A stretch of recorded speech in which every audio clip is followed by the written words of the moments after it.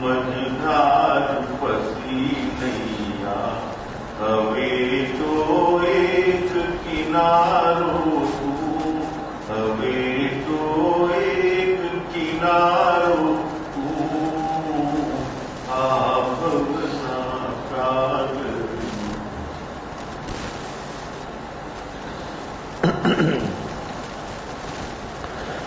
ભગવત સૂત્ર उदायन राजा नो अधिकार।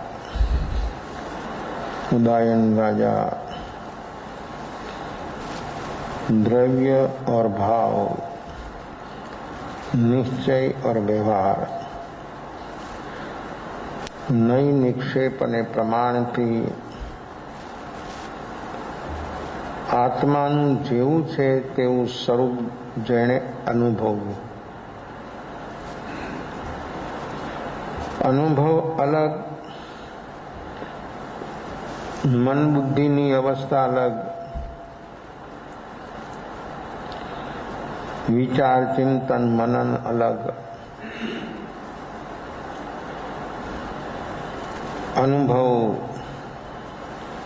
અનુભવ એક એવો અનુભવ છે જ્યાં બહારની તમામ અવસ્થાઓ આત્મા ઉપર ઉઠી જાય.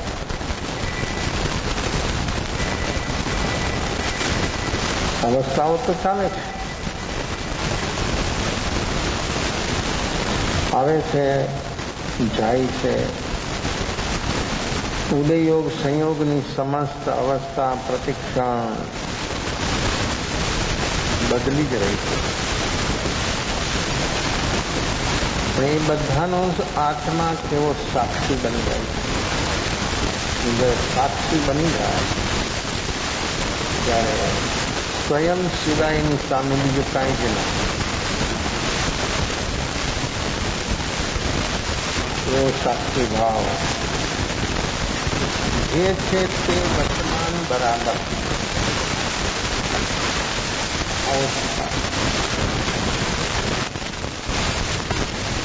હવે પૂર્ણ સાક્ષી ભાવ જયારે પ્રગટે છે ત્યારે પરિધિની સમસ્ત અવસ્થાનો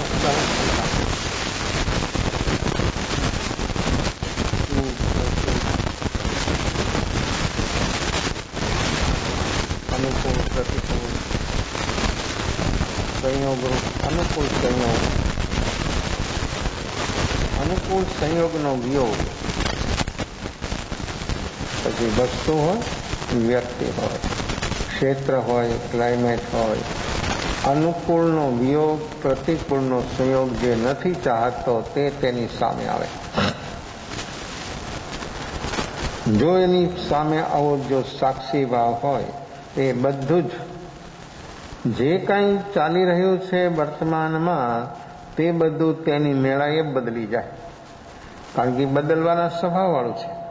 પણ વ્યક્તિનો સ્વીકાર ભાવ નહીં હોવાથી વ્યક્તિની અંદરમાં બદલવાનો ભાવ થાય છે. વ્યક્તિને એમ થાય કે હું બદલી નાખું, હું બદલી દઉં. એ બધી જ એની જે અવસ્થા પછી બદલવા માટેની જે બને, મનની, વાણીની, પ્રવૃત્તિની, એ બધી જ વિભાવરૂપ બને. પણ માણસ જ્યારે સ્વીકાર થઈ જાય ત્યારે એ બદલી રહ્યું છે તેને જોવાની વ્યક્તિની ક્ષમતા. કેવી ક્ષમતા હોય? એ ક્ષમતામાં શું થાય? એવી સહજ ક્ષમતા, સ્વયંની નેચરલી ક્ષમતા જ્યારે જીવને અનુભવમાં આવે ત્યારે એના અંદરમાં શું થાય? શું બને? સ્વીકાર. બરાબર છે, અવસ્થા છે ને. બુદ્ધિથી માને છે કે આ બદલી રહ્યું છે, બદલી જાય છે, પણ સ્વીકાર નથી. હવે સ્વીકાર નહીં થયો એટલે માનસિક અવસ્થા કેવી બની? એની માનસિક અવસ્થા કેવી હોય? અને સ્વીકાર થાય એટલે ત્રણ યોગની અવસ્થા કેવી બની જાય? જો બનાવી ન પડે, સ્વીકારમાં આ બધું સહજ બની જાય. સ્વીકાર ભાવની અંદરમાં વ્યક્તિની ત્રણયોગની અવસ્થા સહજ શુભ બની જાય અને પ્રણતિ શુદ્ધ બની જાય. પ્રણતિ જ્યારે જીવની સહજ શુદ્ધ બની જાય ત્યારે શું થાય? નવું આવતું, નવું જે આવે ને બંધ થઈ જાય. ટોપ બેલેન્સમાં જે છે પુરાણું, એને કઈ ખબર જ નથી કે કેટલું છે, કેવું છે, શું છે અંદરમાં. પોતાના બેલેન્સની પોતાને ખબર નથી, એટલું બધું અંદર છે. એ બધું જ અંદરમાં રહેલું જે છે એ બધું એક સાથે જલી જાય. એ વ્યક્તિની અવસ્થા એવી ક્યાં સુધી ટકે, ક્યાં સુધી રહે? સ્વીકાર ભાવમાં. જો સતત સ્વીકાર, કદાચ સતત એવો સ્વીકાર, એવું જાગરણ ન હોય તો ન રહી શકે. રહી શકે કોને? કે સતત જેનું જાગરણ બલવાન હોય તે જ બનતું જ જાય. જાગરણ જેમ જેમ જોવાનો અભ્યાસ એનો કન્ટિન્યુઅસ બનતો જાય તેમ તેમ એનું સામર્થ્ય, એની શક્તિ વધતી જાય. પછી ગમે તેવું નિમિત્ત આવે તો પણ જાગરણ દૂર ન થાય, તે જ બનતું જાય, નિખાર પામે. અને એ જ્યારે તે જ બનતું જાય ત્યારે નવું તો બંધ થઈ જાય. જે પુરાણું છે અંદરમાં એક સાથે કેવું ને કેટલું, કેટલી ઝડપથી ખતમ થાય. એ વ્યક્તિને ખબર ન હોય.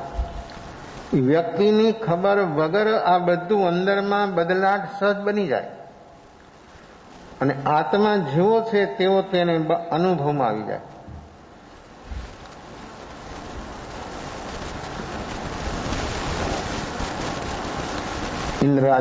ઇન્દ્રભૂતિ આદિ ગણધરો 4 જ્ઞાન 14 પૂર્વના ધારક, તો પણ તેનો શુદ્ધ ઉપયોગ સતત ટકતો નથી. સતત અને સતત ટકે તો એટલે સતત એટલે કેટલો સમય? આપણો શુભ ભાવ સતત કેટલો સમય ટકી શકે?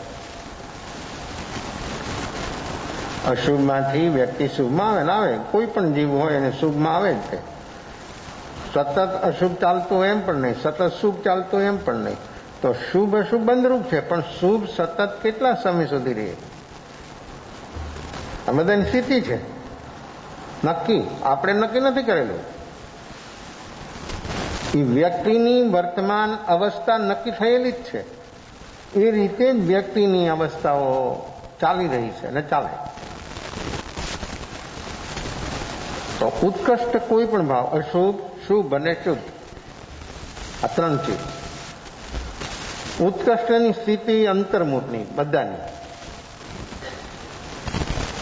અશુભની, શુભની અને શુદ્ધની.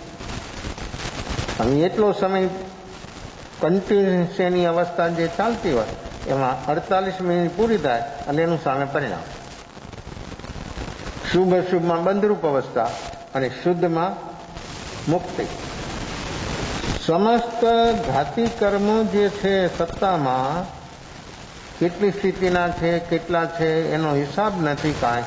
એ બધા જ કર્મો, ઘાતી કર્મ, મોહની કર્મની સાથે એ 48 મિનિટ સુધી નિર્વિકલ્પ શુદ્ધ ઉપયોગ. નિર્વિકલ્પ હોય તો શુદ્ધ ઉપયોગ હોય. અને એની સ્થિતિ ઉત્કૃષ્ટ 48 મિનિટ, એ 48 મિનિટ સુધી જો વ્યક્તિ ટકી ગઈ તો શું થાય? વિતરાગ. અને અશુભની ઉત્કૃષ્ટ સ્થિતિ 48 મિનિટ ટકી ગઈ તો શું થાય? શુભની 48 મિનિટ, શુભ શુભ શુભતમ શુભતર, સુપરફાઇન શુભ, તો એની સ્થિતિ પણ અંતર્મુખની ઉત્કૃષ્ટ. તો એ ઉત્કૃષ્ટ સ્થિતિ અંતર્મુખની શુભની રહે તો શું થાય? તીર્થંકર નામ કર્મ, સર્વોત્કૃષ્ટ પદવી, સર્વોત્કૃષ્ટ પુણ્ય, સુપરફાઇન, કે એના જેવું જગતમાં બીજું કોઈ પુણ્ય નથી. એવું પુણ્ય બની જાય, ત્રિલોક પૂજ્ય બની જાય. જો પુણ્ય જીવને ત્રિલોક પૂજ્ય બનાવે એ શરીર કેવું બને અને કેવું બધું હોય એનું. આ ઉત્કૃષ્ટ સ્થિતિ પુણ્યની, ઉત્કૃષ્ટ સ્થિતિ શુદ્ધની, વિતરાગતા, શુભમાં અહીંયા સુધી પહોંચે. અને અશુભમાં 48 મિનિટ ટકી જાય તો એક સરખું હોય, આમ કન્ટિન્યુઅસ ગેપ ન પડવો જોઈએ. તો શું થાય? તો શું બને? પછી જગન્ય મધ્યનું આપણે ઉત્કૃષ્ટ સ્થિતિની વાત કરીએ છીએ અત્યારે. તો ઉત્કૃષ્ટ આટલો સમય વ્યક્તિની કોઈ પણ અવસ્થા થઈએ પછી ફેરફાર થઈ જાય. શુભ હોય તો શુભમાં પણ વાપિસ લોટે, અશુભ હોય તો અશુભમાં પણ, કાં અશુભમાંથી શુભમાં વ્યો જાય અને કાં અશુભનું વાપિસ લોટે, ગાડી રિવર્સ ચાલે. અને શુદ્ધ હોય તો પણ 48 મિનિટ પછી નીચે જાય. તો અશુભ ઉત્કૃષ્ટ અશુભની સ્થિતિ 48 મિનિટ ટકી જાય તો જીવને શું બને? શું અવસ્થા થાય? શેનો બંધ થાય? ઉત્કૃષ્ટ કર્મ સ્થિતિનો બંધ બને. 70 સુધીનો બંધ બની શકે. 70 ક્રોડાકોડ. કારણ કે ઉત્કૃષ્ટ અશુભ જીવનું ત્યારે જ હોય કે મિથ્યાત્વ હોય તો. ઉત્કૃષ્ટ શુભ ત્યારે જ હોય કે સમ્યક દર્શન હોય તો. ઉત્કૃષ્ટ શુભ ત્યારે જ હોય કે સાહિક સંકેત હોય તો. સમજો બધા, આ અપેક્ષાઓ જે હું વાત કરું છું આપણા જીવનમાં આપણા માટેની વાત છે. આ હર વ્યક્તિની અવસ્થાઓ છે. અને દરેક વ્યક્તિની અંદરમાં કેવી કેવી અવસ્થાઓ ચાલી રહી છે એ વ્યક્તિ જો સોચે તો એને ખ્યાલ આવે. તો ઉત્કૃષ્ટ અશુભ ભાવની અવસ્થા મિથ્યાત્વના સદભાવમાં હોય. સમ્યક દર્શનના સદભાવમાં આવી અવસ્થા ન હોય. ત્યાં શુભ અને સાહિક સંકેત હોય તો 48 મિનિટની અંદરમાં આત્મા પરમાત્મા વિતરાગ બની જાય. આવી છે વ્યક્તિની વર્તમાન સ્વીકારની અવસ્થા.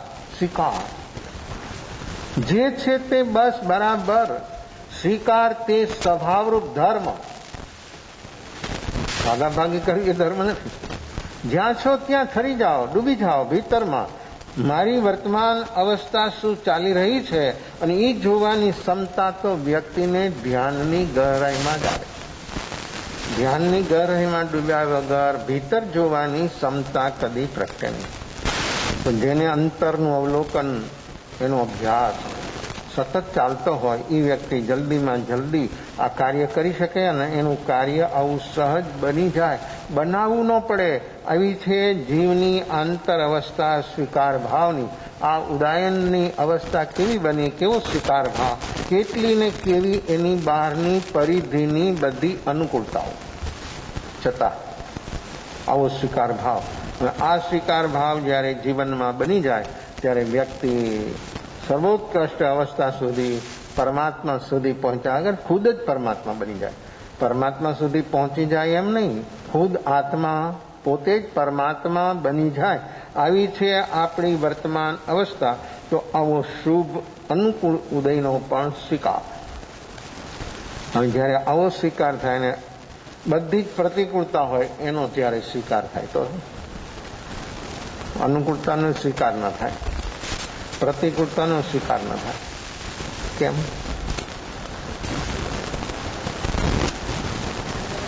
સ્વીકાર, સહજ સ્વીકાર. બરાબર આવ્યો એટલે અહીંયા વિચારો સ્ટોપ.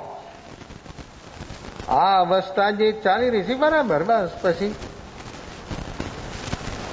તમને કોઈ પૂછતો હોય કે એમ શું, કે બધું બરાબર. પછી સામી માણસ નહીં બોલી શકે કાંઈ. સ્ટોપ થઈ ગયું, બરાબર છે.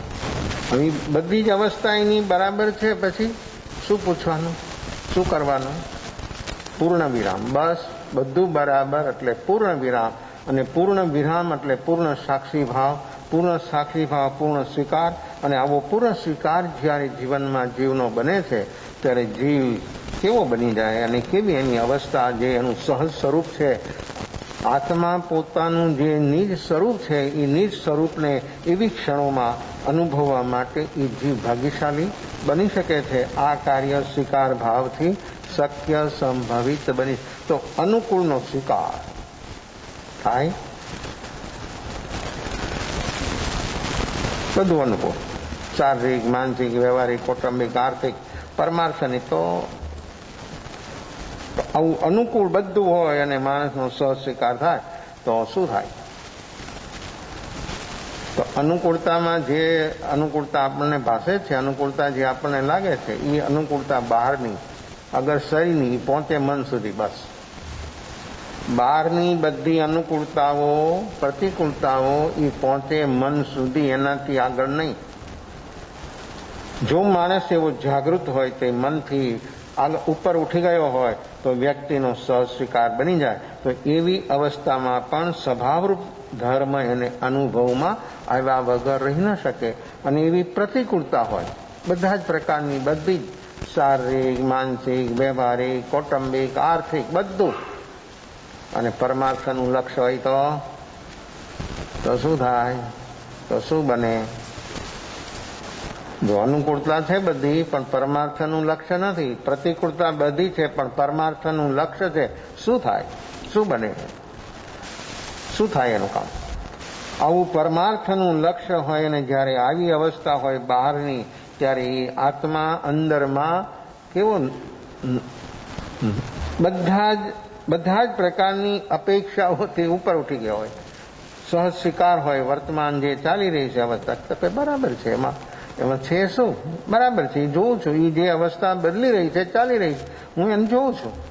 તમે ટ્રેનમાં મુસાફરી કરતા હો ત્યારે આમ બધું જોવો ને, શું લાગે? શું દેખાય?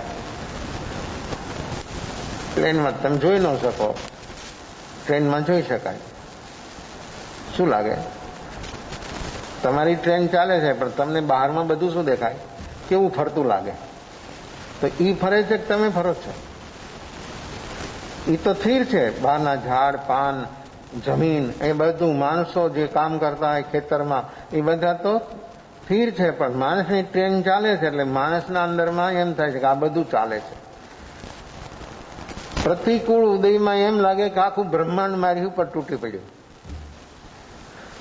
અને અનુકૂળતા હોય ત્યારે માણસની અવસ્થા કેવી બની જાય? હવે આવી પ્રતિકૂળતા હોય ત્યારે એને બધું હલવા મળે પ્રતિકૂળતામાં, અને એવું એ હલી જાય છે માણસ કે જેની કોઈ સીમા નહીં. પણ જ્યારે માણસનું અવલોકન હોય તો એ પ્રતિકૂળ જે અવસ્થા છે એ નદારત થઈ જાય, એ ખતમ થઈ જાય, અને વ્યક્તિની અસલ અવસ્થા જે છે એને અનુભવમાં આવ્યા વગર રહી ન શકે. આ છે આપણું જોવાનું, અવલોકન કરવાનું જબરજસ્ત સાધન. અને એ અવલોકન અંતરનું, ભીતરનું, એ જો વ્યક્તિ સતત બની શકે તો એનું કામ કેવું થાય? રામકૃષ્ણ એની પાસે વિવેકાનંદ જાય છે. એનું નામ તો નરેન્દ્ર હતું. નરેન્દ્રમાંથી રામકૃષ્ણને જ્યારે સમર્પિત થયા અને એને જ્યારે શક્તિપાત કર્યો અને જ્યારે એને અનુભવ થયો, પછી એનું નામ વિવેકાનંદ થઈ ગયું. જ્યાં સુધી ભીતર અનુભવ ન આવે ત્યાં સુધી વિવેક ન પ્રગટે. નામ ભલે હોય વિવેક, ગમે નામ રાખવામાં આવે, પણ જ્યારે ભીતરમાં સ્વયંનો અનુભવ સ્વયંને થઈ જાય ત્યારે એ સહી અર્થમાં એનો વિવેક પ્રગટે. એ વિવેક કયો છે? વિવેક હે જ્ઞાની ઉપાધિ, શું છોડવા જેવું, શું આદરવા જેવું, શું જાણવા જેવું? આ હે જ્ઞાની ઉપાધિ, આ ત્રણ શબ્દની અંદર આખું વિશ્વ આવી જાય, કાંઈ ન બચે. વ્યક્તિને ત્રણ શબ્દો, હે છોડવા જેવું, ઉપાદે આદરવા જેવું, જ્ઞેય જાણવા જેવું. આખું વિશ્વ જ્ઞેય છે જ્ઞાનમાં, એ જાણે છે. જેની પાસે આવું જ્ઞાન પ્રગટે અને આવું વિવેક પ્રગટે, અને એ વિવેક માણસને હંમેશને માટે એટલો બધો નિર્મળ બનાવે, એટલો બધો નિર્મળ બની જાય અને એટલો બધો ભીતરથી આહ્લાદિક બની જાય કે જેની કોઈ સીમા નહીં. એની પરિસ્થિતિ, આર્થિક પરિસ્થિતિ બહુ કમજોર હતી. માં દીકરો બે જ હતા ઘરમાં. પિતાનું અવસાન થઈ ગયું હતું. આ બનતા હતા. કોઈ દિવસ એક ટાઈમનું ભોજન હોય, એક ટાઈમનું ભોજન ન પણ હોય.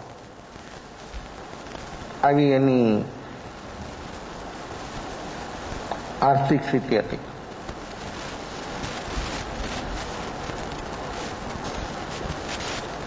રામકૃષ્ણને પણ ખબર થઈ કે આની પરિસ્થિતિ આવી છે. એક દિવસે એ આવે છે અને રામકૃષ્ણને પ્રણામ કરે છે, બેસે છે. રામકૃષ્ણ એટલા ખુશ છે એના પ્રત્યે. રામકૃષ્ણ એને માધ્યમ બનાવ્યું છે. રામકૃષ્ણની અનુભૂતિ અને એને માધ્યમ બનાવ્યું, કારણ કે એની પાસે વાણી નહોતી. રામકૃષ્ણ પાસે વાણી નહોતી, અણપડ, ગામડાનું ગમાર, પણ અનુભૂતિ હતી. માધ્યમ બનાવ્યું વિવેકાનંદને કે એની પાસે વાણી, અને એની પાસે વાણીનો જે એક પ્રવાહ હતો એ અદ્ભુત હતો, તો એને માધ્યમ બનાવી દીધું. અને આ વ્યક્તિ નાસ્તિક હતી.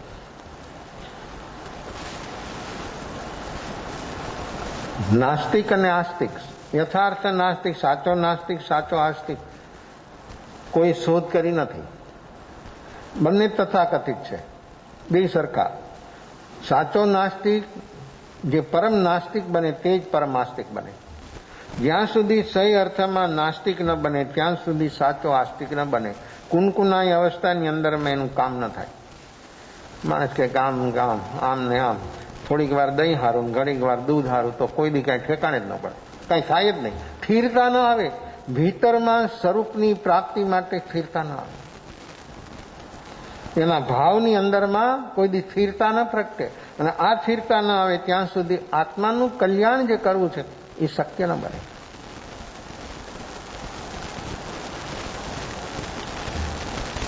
આવી ઉદય ભાવની અવસ્થાઓમાં જીવ કેવી કેવી અવસ્થાઓમાં કામ કરે, તો યથાર્થ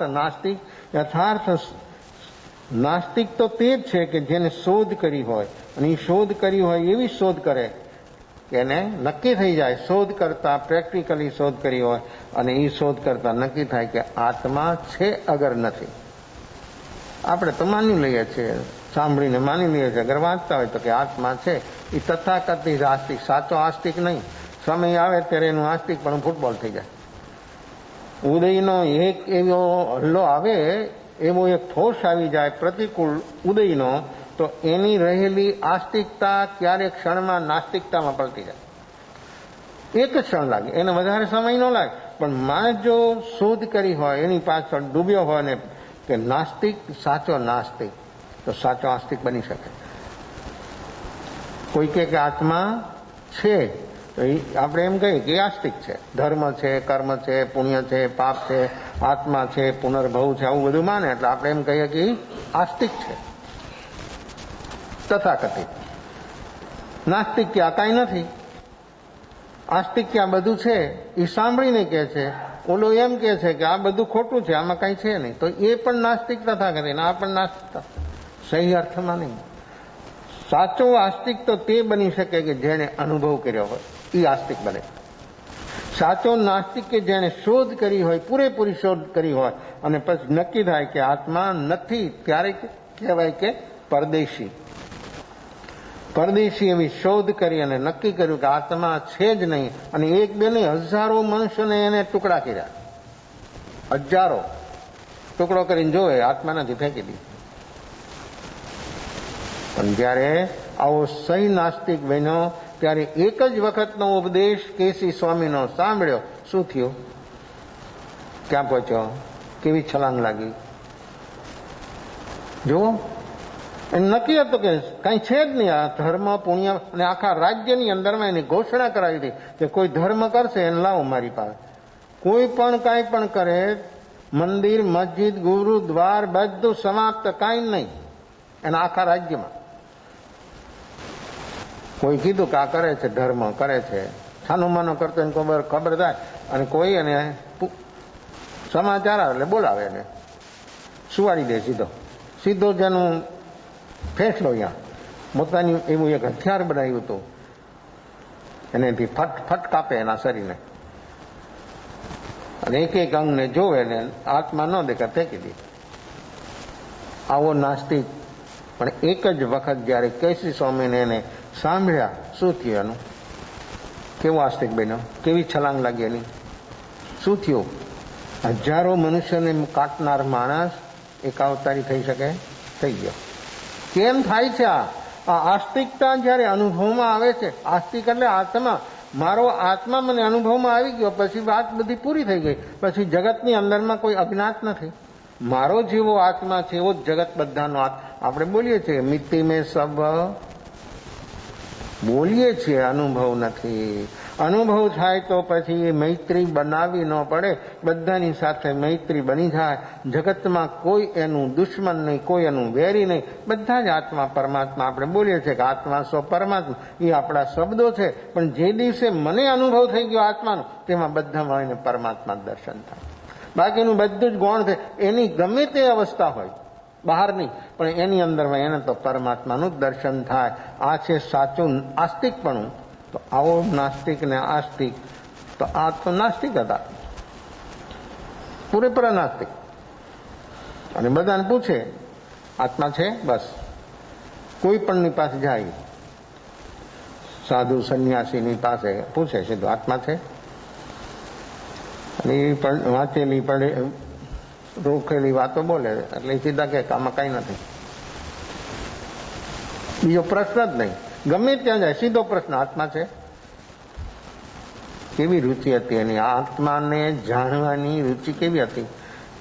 કોઈ એને કીધું કે ગંગા નદીની અંદરમાં રવિન્દ્રનાથ ટાગોરના કાકા દેવેન્દ્રનાથ એક ખાંભો ખોડીને એની ઉપર એક કેબિન બનાવીને સાધના કરતા હતા ગંગા નદીના પ્રવાહમાં. એને કોઈ કીધું કે એની પાસે જાતો. રાતના 12 વાગે સોલો ઉપડ્યો. એટલે ભાઈને પ્રતિજ્ઞા હતી ને રાત્રિના 24 રાતના ભાવ ઉપડ્યો તો મમરા ખાઈ લીધા ડબ્બો ખોલીને.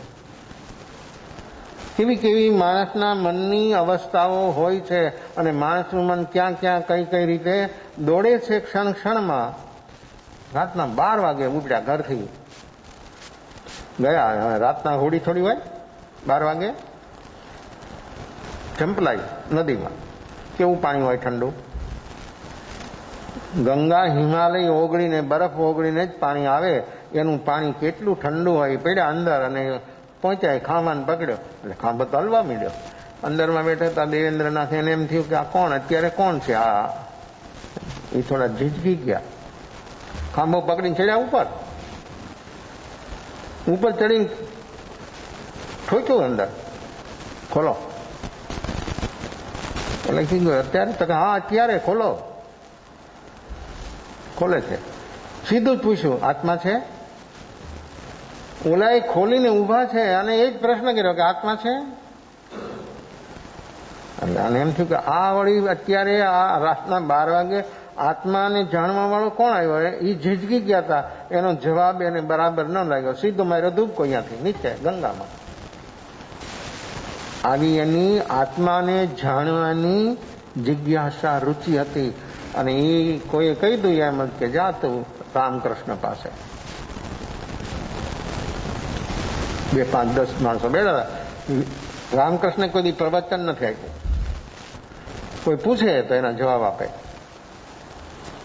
તેમ રમણ મહર્ષિ પણ કોઈ દી પ્રવચન નથી આપ્યું. કોઈ બોલે પ્રશ્ન, એ તો જવાબ દેવો હોય તો દે, નહીં તો બેઠા રહી મુસ્કરાય બસ. પણ ત્યાં બેઠેલા કોઈ પ્રશ્ન પૂછે કે ન પૂછે, પણ એના પ્રશ્નનું સમાધાન એના જવાબ દીધા વગર થઈ જતું. એ એક રમણની વિશેષતા હતી. કેવી કેવી વ્યક્તિઓ હોય છે, કેવી કેવી હસ્તીઓ હોય છે, અને કેવી કેવી સાધનાઓ હોય છે આત્મ તત્વની અનુભૂતિ માટે. 2, 5, 10 જણા બેઠા હતા ને વાત ચાલતી હતી. વિવેકાનંદ જઈને પૂછે કે આત્મા છે. સામું જોયું રામકૃષ્ણ કે તું પૂછવા આવ્યો છો કે અનુભવ કરવા આવ્યો છો. એ કે ને કોઈ જવાબ આવો નતો આપ્યો. તારો ખાલી પ્રશ્નનું સમાધાન માનસિક કરવું છે કે તને અનુભવ કરવો હોય તો બેસ. મને અનુભવ છે, બેસ હેઠો. આ પોતે જીતી ગયા. કેવું કામ છે આ. આવો જવાબ તો કોઈ નથી આપ્યો અત્યાર સુધી. બેસ કે બેસાડી દીધા અને કર્યો સીધો શક્તિપાત. એને આગના ચક્રને એવું એને પોતાની ઉર્જા શક્તિથી સક્રિય બનાવ્યું. આની તૈયારી હતી, એને ખબર હતી આ બધા ન કરાય. આ બધાને આનો ઉપયોગ ન કરાય. આની તૈયારી હતી, આની શક્તિ હતી, અને આની જિજ્ઞાસા કેવી હતી પરમ તત્વને પામવાની. યાજ્ઞા ચક્ર બનાવ્યું સક્રિય પોતાની ઉર્જા શક્તિથી. બેસી ગયા, ધ્યાન ડૂબી ગયા ધ્યાનમાં. 3 કલાક ધ્યાનમાં બેઠા ને આત્માનુભૂતિ થઈ ગઈ. આ સમ્યક દર્શન કયો, અનુભૂતિ કયો, સાક્ષાત્કાર કયો, બ્રહ્મ જ્ઞાન કયો, રુચિ કેવી હતી. આ રુચિ બલવાન બને. આગ આમ તો રાતના 12 વાગે ગંગામાં જાય કોઈ? અહીંયા તમે કહો કે રાતે 12 વાગે ધ્યાન છે, જાય કોઈ? અહીંયા જશે બધાય, પણ ક્યારે? દિવસના કોઈ બોલાવે, રાતના જાય 2-5 જણા કદાચ. કેવી છે આપણી આત્મા વિશેની રુચિ? એ આપણને જ્યારે સમય આવે, પ્રસંગ આવે, ત્યારે આપણને ખબર થાય કે મારા અંદરમાં મને જાણવાની, મને અનુભવવાની મારી કેવી તડપ છે. અને જો સંજ્ઞાની કોઈ પણ તડપ ઉપડે ત્યારે માણસ રોકાય છે. ભીતરમાં પ્રકૃતિની એક અંદરમાંથી અવસ્થા ઉઠે ત્યારે ગમે એવો માણસ હોય તો શું થાય છે? સંજ્ઞાને આધીન થઈ જાય. એક જ ક્ષણ લાગે અને ત્યારે ન રાત ન દિવસ કાંઈ પણ એને ખ્યાલ ન. કેટલો માણસ પ્રકૃતિ મનને પકડી લે અને મન કેવું મૂર્છિત થઈ જાય છે. મૂર્છિત જ મન. અને એમાં વધારે જ્યારે આ પ્રકૃતિ પકડે ત્યારે એક જ નિમિત્ત પકડાઈ જાય. પછી શું થાય? આ પકડવાનું બંધ ત્યારે જ થવાનું કે જોવાનો અભ્યાસ જેટલો સક્રિય બનશે ત્યારે. નહીં તો બધું પકડાય. અને પકડાનું એટલે અંદરમાં રટન. આપણે કહ્યું ને, અશુભ ઉત્કૃષ્ટ 70 બંધ. ઉત્કૃષ્ટ શુભ 48મી તીર્થંકર નામ કર્મ, 48મી શુદ્ધ નિર્વિકલ્પ સપક શ્રેણી આરૂઢ વિતરાગતા. કેવું છે આ 3 ચીજ? અશુભ, શુભ અને શુદ્ધ. પુણ્ય પાપ રૂપ કર્મ અને નિશ્ચયથી શુદ્ધ નિર્વિકલ્પ અવસ્થા એ સ્વભાવરૂપ ધર્મ. અને અનુભવ થઈ ગયો.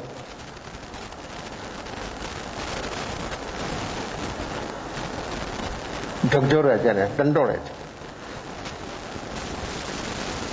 આંખમાંથી આંસુ ચાલ્યા જાય છે. આ વ્યક્તિ બદલી ગઈ આખી. કે છે કે અત્યાર સુધી હું ક્યાં હતો, અત્યાર સુધી મારી અવસ્થા કેવી હતી. જો યુવાન છે પણ એટલી એનામાં સ્થિરતા આવી ગઈ, એટલી વીરતા આવી ગઈ, એટલી ધીરતા આવી ગઈ, એટલી ક્ષમતા આવી ગઈ. ક્યાંથી આવી? આ પ્રકૃતિથી ઉપર ઉઠે એટલે આપણી પાસે છે આ બધું. આ ક્ષમતા, ધીરજ, વીરતા આ બધું કંઈ બહારથી આવતું, પણ આ પ્રકૃતિના સંગમાં રહેવાથી એની આપણને કોઈ ખબર થઈ? અત્યાર સુધી આપણને એનો કોઈ અનુભવ થયો નથી. એ અનુભવ કરવા માટે વ્યક્તિએ આ પ્રકૃતિઓથી ઉપર ઉઠવાનું છે. એનું નામ છે આ સાધના. એનું નામ છે નિર્વિકલ્પ અવસ્થા. એ છે વર્તમાન. અને વર્તમાનમાં ટકી ગયો એટલે એનું કામ થયા વગર રહે જ નહીં. કોઈને જગતની શક્તિ કે વ્યક્તિ રોકી નથી. પ્રકૃતિની જે તાકાત છે એનાથી વિશેષ તાકાત છે જાગરણ સાક્ષી ભાવની. એ સાક્ષી ભાવ પ્રગટે એટલે પ્રકૃતિ પીગળી જાય, રહી જ ન શકે એવી શક્તિ છે સાક્ષી ભાવની. આટલા સમયમાં, આટલા જન્મોથી જે પ્રકૃતિની સાથે દિવસ રાત રહે છે એ કેટલી મૂર્છિત અવસ્થા છે. અને આ 25 મિનિટમાં, 30 મિનિટમાં કે 35 મિનિટની અંદરમાં એ વ્યક્તિની વિતરાગતા એને અનુભવમાં આવી જાય. આ કાર્ય કેવું છે? કેટલી સ્પીડથી કામ થાય છે, જે કોઈ ન કરી શકે. બહારથી કોઈની ક્ષમતા નથી કે કોઈ સાધનોથી આ કાર્ય શક્ય બની શકે. આંખમાંથી આંસુ. શરીર એટલું આહ્લાદિક બન્યું છે, રોમ રોમ એના પ્રફુલ્લિત બની ગયા. શબ્દો નથી. આંસુથી પોતાની અનુભૂતિને વ્યક્ત કરે છે. રામકૃષ્ણ ઉભા થઈને એને ભેટી પડે છે.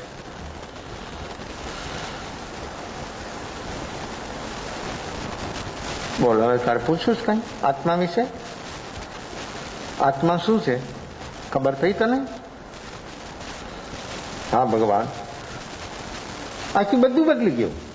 આની આખી શારીરિક, માનસિક, વાચિક અવસ્થા આખી બદલી ગઈ. બદલવું ન પડે, બદલવું પણ અહીંયા મન આવશે. માં બુદ્ધિ આવશે. આ મન બુદ્ધિની પાર જાય ત્યારે સહી બદલાટ બને, અને એ સહી બદલાટ બને ત્યારે જ આ અનુભૂતિ શક્ય બને. નિર્વિકલ્પ અવસ્થામાં મન બુદ્ધિનો વેપાર બંધ થઈ જાય.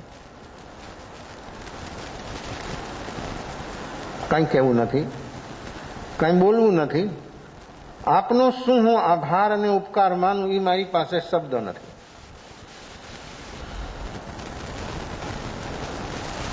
વિવેકાનંદને નામ એને જ પાડી દીધું, વિવેકાનંદ. નરેન્દ્ર મોદી, તું વિવેકાનંદ છો કે તારામાં આવો વિવેક, આંતર વિવેક પ્રગટ્યો છે, તું વિવેકાનંદ છો.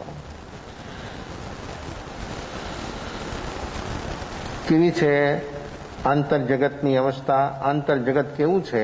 કેટલું અદ્ભુત છે, કેટલું સુંદર છે, કેટલું સુશોભાયમાન છે. એ શબ્દો, એની આપણી પાસે જે શબ્દો છે એ બધા શબ્દો અધૂરા છે. જે શબ્દમાં સમાય નહીં એવો તું મહાન, કેમ કરી ગાવા મારે તારા ગુણગ્રામ. શું ગુણગ્રામ ગાય માણસ? આ જબાન એની તો લિમિટ છે. મન બુદ્ધિ બધાની સાધન માત્રની લિમિટ, અને આ તો અનલિમિટેડ, અનંત. જ્યાં અનંત વિતરાગ પ્રગટે, અંદરમાં વિરાગ પ્રગટી જાય, પછી એને શબ્દમાં કેમ ઉતારી શકાય? એને શબ્દથી કેમ વર્ણન થઈ શકે? આવી છે આત્મ અવસ્થા.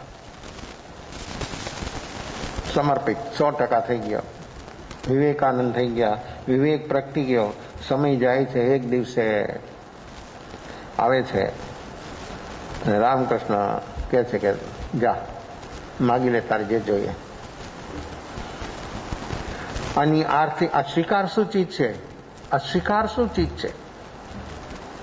આર્થિક પરિસ્થિતિ તો એવી જ હતી કે કોઈ દિવસ 3 ટાઈમનું એક ટાઈમ ન પણ હોય ઘરમાં ભોજનની વ્યવસ્થા. સાંજનો સમય હોય, આ જાય ઘરે, એક જણાનું જ ભોજન છે. વિવેકાનંદ કેમ માને કે માં તું જમી લે, આજે મારે મિત્રને ત્યાં જમવા જવાનું છે, તું જમી લે.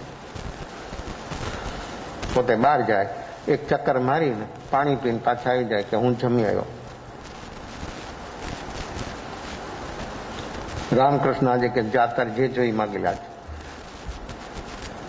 જાય છે, હાથ જોડી સામે ઉભે છે, આંખમાંથી આંસુ. એવી ભક્તિમાં ડૂબી જાય છે, એવી ભક્તિ એના અંદરમાં આવે છે, પ્રગટે છે. માગવાનું ભૂલી ગયા, ભૂલી જાય. આ સ્વીકાર ભાવ કેવો હોય છે? સામેથી કીધું વગર પૂછે કે માગી લે, જા તારે જે જોઈ માગા. અડધી કલાક આવે છે બહાર, પૂછે છે માગ્યું તો કે ભૂલી ગયો, જા બીજી વાર. બીજી વાર જાય છે અંદરમાં અને નાચવા માંડી ગયા. એવી એના અંદરમાં એક આવિર્ભાવ થયો શક્તિનો. થનગને છે અંદરમાંથી ઉર્જા, શક્તિ. અડધી કલાકે બહાર આવે છે, પૂછે છે માગ્યું તો કે ભૂલી ગયો. આ બનાવટ નહોતી. આ ભૂલી જવું, એ બોલવું, એ બનાવટ નહોતી. સહી અર્થમાં ભૂલી જતા હતા. આની અંદરમાં એવી ભક્તિ પ્રગટતી હતી કે ભક્તિની અંદરમાં શું, શા માટે હું અહીં આવ્યો છું ભૂલી જાય. પરમાત્માની સામે આવી ભક્તિ આપણી હોય છે, બને છે. સ્તવન ભજન આમ બધું એકદમ ચાલતું હોય, વાજિંત્રોની સાથે, તાલમેલ સાથે, સુંદર અવાજથી કોઈ વ્યક્તિ બોલતી તો આપણને સાંભળવું બહુ ગમશે, સારું લાગશે. પણ વ્યક્તિ બોલનાર કે સાંભળનાર એમાં એવો તલ્લીન હોય છે? ભક્તિ તલ્લીનતા માટે છે, પણ તલ્લીનતા ભલે થઈ, પણ એને બનવાનું છે સલીન. તલ્લીનતા ને સલીનતા. તલ્લીનતા એટલે બીજામાં એક રૂપ, સલીનતા એટલે પોતામાં એક રૂપ. સલીનતા એક તપ છે, ખબર છે આપ લોકોને? બાહ્ય તપ છે, 6થા નંબરનો સલીનતા. પોતામાં એક રૂપ થઈ જવું તે તપ. ભોજન છોડી દીધું એટલું નહીં, પણ અર્થ એટલો જ સમજમાં આવ્યો છે. હજી સુધી એનો અર્થ આગળ કોઈ સમજ્યું છે? ક્યું? સલીનતા બાહ્ય તપનો 6થો પ્રકાર. તલ્લીનતા એટલે બીજામાં એકરૂપ થવું, અને સલ્લીનતા એટલે પોતામાં એકરૂપ થવું. આ તપ છે. પોતામાં એકરૂપ થઈ ગયો અને સલ્લીન બની ગયો તો અભ્યંતર તપનું દ્વાર ખુલ્યા વગર રહી ન શકે. પણ જ્યાં સુધી વ્યક્તિ પ્રકૃતિ સાથે તલ્લીન એટલે બીજામાં એકરૂપ, પછી મન ગમે ત્યાં હોય, વાણી ગમે ત્યાં હોય, દ્રષ્ટિ ગમે ત્યાં હોય, ગમે તે પ્રવૃત્તિ કરતી હોય, વ્યક્તિ સાંભળતી હોય કે જોતી હોય, ગમે ત્યાં હોય, પણ માણસ બીજામાં એકરૂપ છે. એટલે નક્કી છે કે કોઈ માધ્યમમાં તલ્લીન થઈ ગયો છે. એ તલ્લીનતા દૂર ન થાય ત્યાં સુધી તલ્લીનતા ન આવે.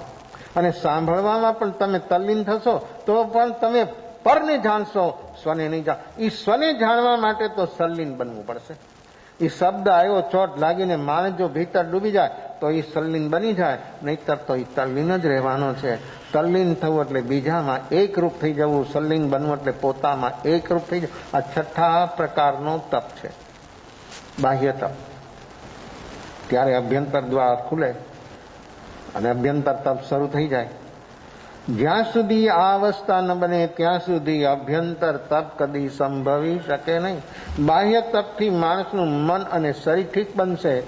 અભ્યંતર તપથી કર્મની નિજરા, ભીતરનો અંદરમાં રહેલી કર્મ પ્રકૃતિનો ત્યાગ, એનાથી ઉપર ઉઠી જવાનું. તો આવું સરસ મજાનું સંગીત ચાલતું હોય ત્યારે માણસ એકરૂપ થઈ જાય, ડોલવા મળી જાય. આમ એવો ડોલે એમ લાગે કે હમણાં કંઈક છલાંગ લાગશે, પણ શેમાં છલાંગ લાગે? એ વાજિંત્ર બંધ થઈ જાય તો શું થાય? એ તાલની સાથે વ્યક્તિ એકરૂપ છે, પણ એ તાલ બધો બંધ થઈ ગયો હતો, કરંટ જ વિયો ગયો તો શું થાય? એનો કરંટ વિયો જાય. અંદરમાં કેવો ભાવ, એક ક્ષણની અંદરમાં કેવો ભાવ બદલી જાય કરંટ જતાની સાથે, કે આમ કેમ થયું, અત્યારે જ આમ થયું, થયું એ તો જો ને. અને બધાના ભાવ અલગ અલગ થાય. જેટલા બેઠા હોય ને સાંભળવા, બધાના ભાવ અલગ. કોઈ સ્વીકાર કરી શકે? જુઓ કેમ આમ બને છે. તો તમે શું કરશો? હવે તમે શું કરી શકશો? જનરેટરની વ્યવસ્થા તે ચલાવશો, પણ તમારે કંઈક કરવું પડશે. પણ તમે કરવામાંથી બહાર આવશો. આ કરવાપણાના ભાવથી બહાર લાવવા માટે આ ભક્તિ છે, ધ્યાન છે, યોગ છે, આ અનુષ્ઠાન એટલા માટે છે કે કરતાપણાના ભાવથી ઉપર ઉઠાવવા માટે. પણ માણસ તો કરતાપણાના ભાવમાં એક રૂપ છે. પછી તમે ધર્મ અનુષ્ઠાન કરો કે વ્યવહારની પ્રવૃત્તિઓ કરો કે તમે પૈસાને છાતીએ લગાવીને ફરો, ગમે કરતાપણાના ભાવની અંદરમાં હંમેશને માટે કરતા છે તો ભોગતા છે તો બધું ઘર ઘરે છે, પણ છાતી ઉપરથી અલગ થતો આ કરતા ભોગતાને માલિકી ભાવ આ જીવને કેવો પરેશાન કરે છે. એ જીવ કોઈ દી જોવા માટે તૈયાર થયો નથી. ત્રીજી વાર કે જા માગ્યા જાય છે. ત્રીજી વાર બેસી ગયા નીચે, રડે છે. નાનું બાળક રડે ને એમ રડે છે.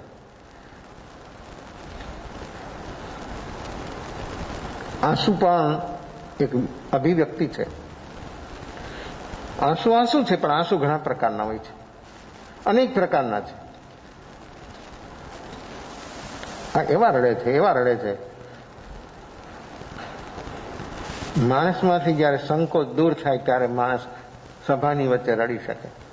અને એ પણ જયારે પોતાના અંદરમાં કંઈક ડંખ્યું હોય, નેગેટિવ ચીજ, પોતાની અંદરમાં રહેલી નેગેટિવ ચીજ જયારે ડંકી હોય ત્યારે એ માણસ રડી શકે, નહીતર રડે નહીં. અને એક એક આંસુ આ પશ્ચાતાપના, ખરા પશ્ચાતાપના આંસુ માણસના પાપનું પ્રક્ષાલન કરી નાખે.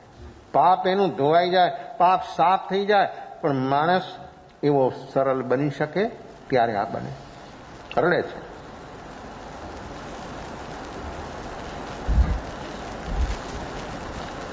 સૌરાષ્ટ્રમાં ઉપલેટા ચતુર્માસ હતો. ઉપલેટા ચતુર્માસ કરીને ખાખી જાળિયા છે 10 કિલોમીટર, ત્યાં ગયા. બાટવિયા પરિવાર ત્યાં તે સમયે 5-7 ઘર હતા, બીજા પણ ઘરો હતા. 2 જ વસ્તીમાં, આયર અને મેર, મોટી વસ્તી. અને ખાખીની બહુ મોટી જગ્યા છે પુરાની. વ્યાખ્યાન સ્કૂલમાં રહ્યું. આખું ગામ આવ્યું વ્યાખ્યાનમાં. બપોરના સમયે ઉપલેટા સંઘ પણ 5-25 માણસો આવ્યા. વ્યાખ્યાન ચાલતું હતું. સરપંચ ઉભો થઈ ગયો સાંભળતા સાંભળતા. પોતાના જીવનમાં જે પોતે પાપો કર્યા હતા એ પાપો સભાની વચ્ચે બોલવા મળી ગયા. બધા પાછું વાળીને જોવે, જે આગળ બેઠા હતા ને બધા પાછું વાળીને જોવે કે આ કોણ ભાઈ બોલે છે. આંખમાંથી આંસુ. વ્યાખ્યાન મેં બંધ કર્યું.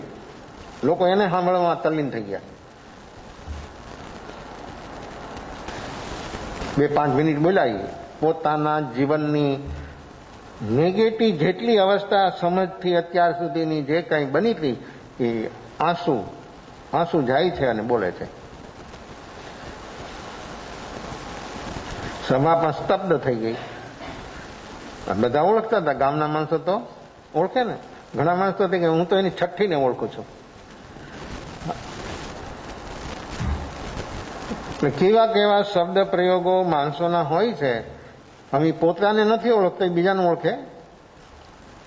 આ માણસના બધા જે દાવાઓ છે આવા, એ બધા કેટલા પોકળ હોય છે. પોતે જ્યાં સુધી પોતાને ન ઓળખે ત્યાં સુધી માણસ બીજાને શું ઓળખી છે? અને ઓળખે તો શું ઓળખશે? શું ઓળખે? એની આદત હોય કાંઈ, એની કંઈ અવસ્થા નેગેટિવ હોય એટલી, અને થોડી ખબર હોય, બસ એટલું. વિશેષ એને એના ભાવ, એના પરિણામ કેવા હોય એને ખબર પડે. બોલ્યા અને પોતે કહે છે કે મારે આ જે હું કાંઈ બોલી ગયો એ સભાનતાપૂર્વક હું બોલ્યો છું, અને આ બધું મારે હવે એનાથી મારે બહાર આવવું છે, ઉપર ઉઠવું છે, પ્રતિજ્ઞા કરવી છે. ભલે તમારા ભાવ હોય તો સભાની વચ્ચે તમે આટલા ગદગદી થઈ અને તમે આ વાત કરો છો, તો કોઈના કીધા વગર. અને પ્રતિજ્ઞા તો પોતાના ભાવથી લે ને એ જ પ્રતિજ્ઞા.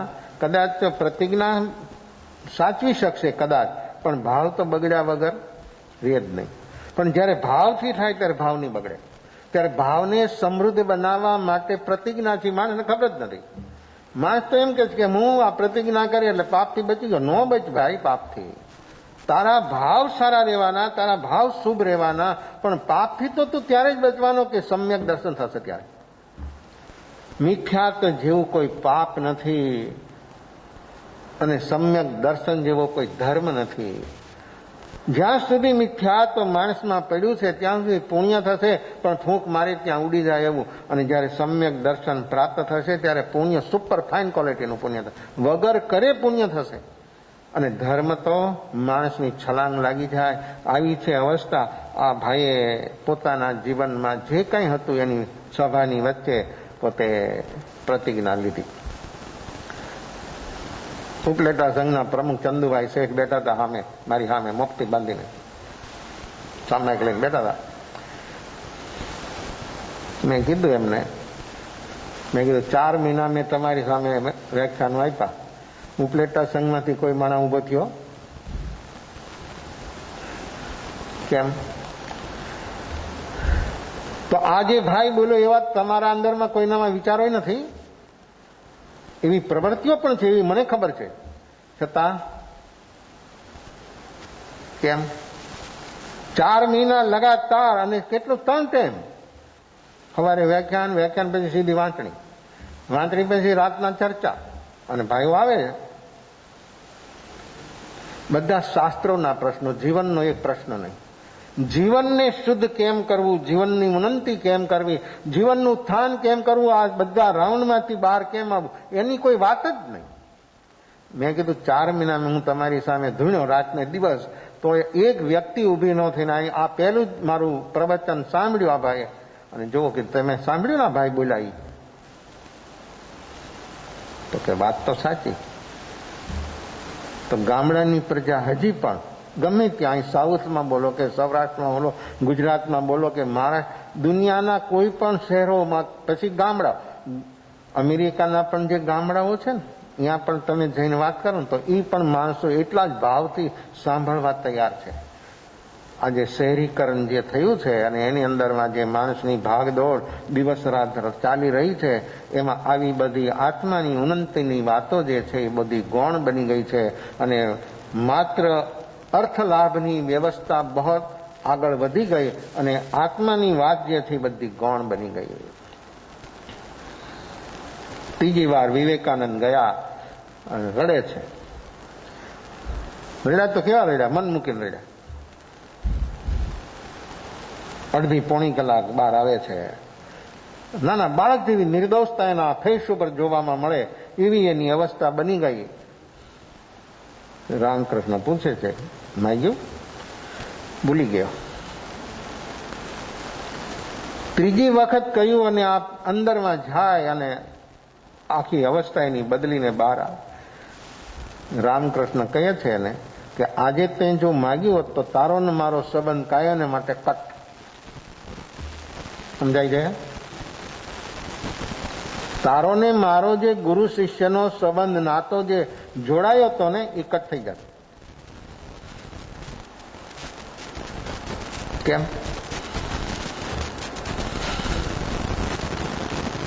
એની પરિસ્થિતિ કેવી હતી? આર્થિક પરિસ્થિતિ કેવી હતી? ઘરની પરિસ્થિતિ કેવી અને કેવી અવસ્થામાં એ વ્યક્તિ રહેતી હતી? એક ટાઈમનું ભોજન હોય અગર ન હોય આવી પરિસ્થિતિમાં એને કહે છે કે જા માગ્યા, છતાં એ વ્યક્તિ કેવી ભક્તિમાં ડૂબી જાય છે, કેવી ધ્યાનમાં ડૂબી જાય છે.